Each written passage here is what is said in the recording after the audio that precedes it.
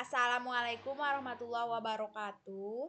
Perkenalkan, kami dari kelompok 1 akan mempresentasikan tugas kami, yaitu mengenai CNN atau Convolutional Neural Network yang digunakan untuk klasifikasi gambar digit menggunakan dataset MNIST. Nah, dataset yang digunakan di sini terdiri dari 60.000 data training dan 10.000 data testing dengan 10 kelas yang mewakili digit angka 0 sampai 9. Nah, kemudian selanjutnya di sini sebelum masuk ke detail teknis, kita akan memahami dulu apa itu CNN. Nah, CNN ini adalah jenis jaringan saraf tiruan yang dirancang khusus untuk memproses data membentuk grid seperti gambar. CNN bekerja dengan cara mengekstraksi fitur secara hierarkis dan fitur sederhana seperti garis dan tepi hingga pola yang jauh lebih kompleks. CNN terdiri dari 3 komponen utama, yaitu yang pertama ada convolutional layer. Nah, lapisan ini menggunakan filter yang bergerak melewati gambar untuk mendeteksi fitur lokal seperti tepi, sudut, dan tekstur. Yang kedua ada polling layer. Lapisan ini bertugas untuk mengurangi dimensi spesial atau downsampling sambil tetap mempertahankan informasi fitur penting. Kemudian ini membuat model lebih efisien dan tahan terhadap pergeseran posisi.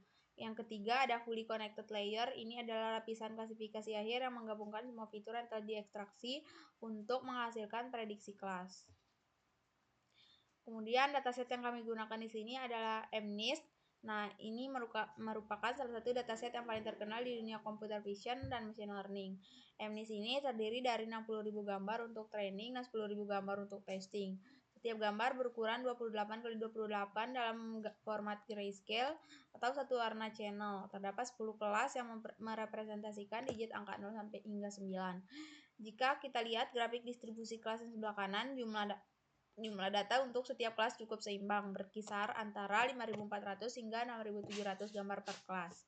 Distribusi yang seimbang ini sangat penting agar model tidak bias terhadap kelas tertentu saat proses training berlangsung. Kemudian untuk arsitektur CNN ini adalah arsitekturnya. Ini adalah arsitekturnya. Yang terdiri dari blok pertama itu terdiri dari 3 blok model utama yang tersusun secara berurutan. Blok pertama menggunakan 32 filter dengan 32 filter dengan kernel 3x3, diikuti dengan base normalization dan max polling. Nah, output dari blok ini berukuran 28x28x32. Blok kedua itu meningkatkan jumlah filter menjadi 64. Kemudian blok ketiga menggunakan 128 filter dan menghasilkan representasi fitur berukuran 7x7x128. Kemudian setelah itu filter ini di-flatten dan diteruskan ke dense layer 256 neuron, kemudian ditambahkan dropout 0,5 untuk mencegah overfitting, dan terakhir lapisan output softmax untuk 10 kelas. Penggunaan base normalization pada setiap blok membantu menstabilkan proses training dan mempercepat konvergensi model.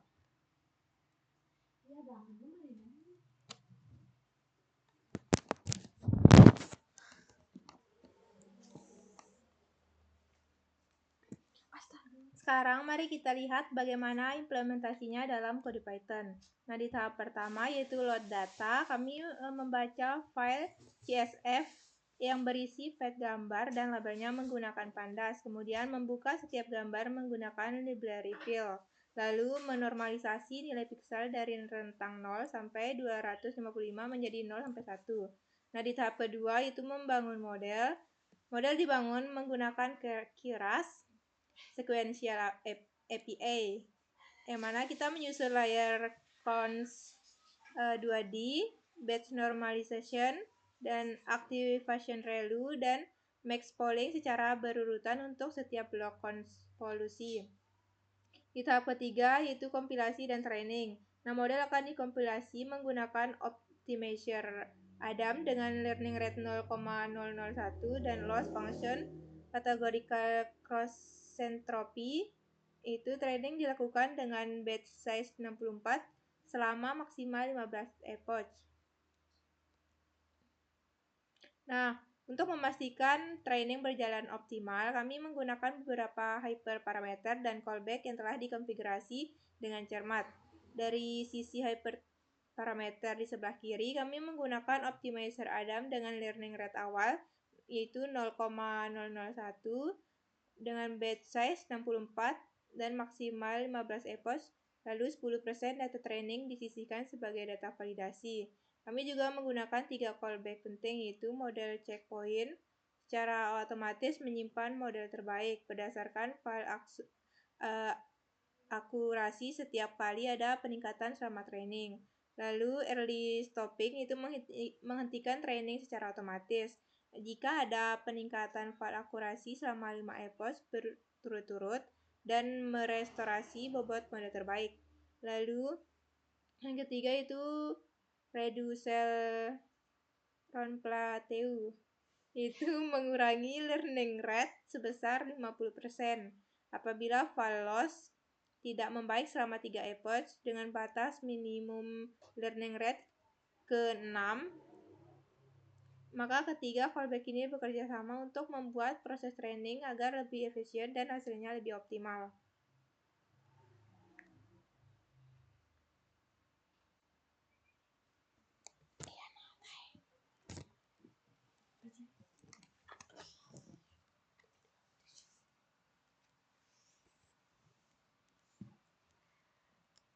Baik, selanjutnya di sini ada hasil dan evaluasi. Inilah hasil yang kami peroleh dari proses training dan evaluasi model. Model mencapai tes Aquarci sebesar 89,20% dengan tes loss 1,3556 pada data testing yang belum pernah dilihat model sebelumnya. Training berlangsung selama 8 epoch dan early stopping merestorasi bobot terbaik dari epoch ketiga. Dari kurva akurasi di sebelah kiri terlihat bahwa tren akurasi terus meningkat hingga mendekati 99,77%. Namun file akurasi relatif stagnan di kisaran 85-89%. Hal ini mengidentifikasikan adanya gap antara performa train dan tes yang perlu mendapat perhatian lebih lanjut. Dari tabel per kelas di sebelah kanan ini bisa dilihat digit 0, precision 0,98 dan FI score 0,99.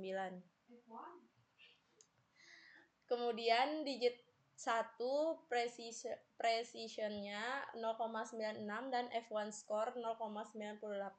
Digit 2 dan 3 masing-masing precision dan F1 score 0,99. Secara keseluruhan model menunjukkan performa yang baik pada kelas-kelas yang terlihat di laporan klasifikasi. Kemudian di sini ada beberapa kesimpulan yang dapat kami ambil. Yang pertama itu CNN berhasil mencapai tes akurasi 82,20% pada dataset MIST hanya dalam 8 epoch training dengan bantuan early stopping.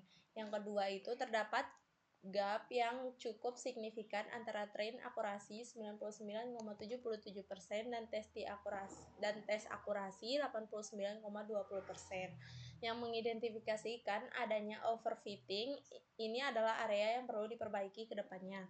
Kemudian yang ketiga itu ada early stopping terbukti efektif, training dihentikan di epoch 8 dan model merestorasi bobot terbaik dari epoch 3 secara otomatis. Kemudian kesimpulan yang keempat itu adalah untuk meningkatkan performa beberapa langkah yang dapat dilakukan, menerapkan data augmentation, melakukan tuning pada nilai dropout, atau menggunakan arsitektur yang lebih dalam seperti ResNet atau VGG.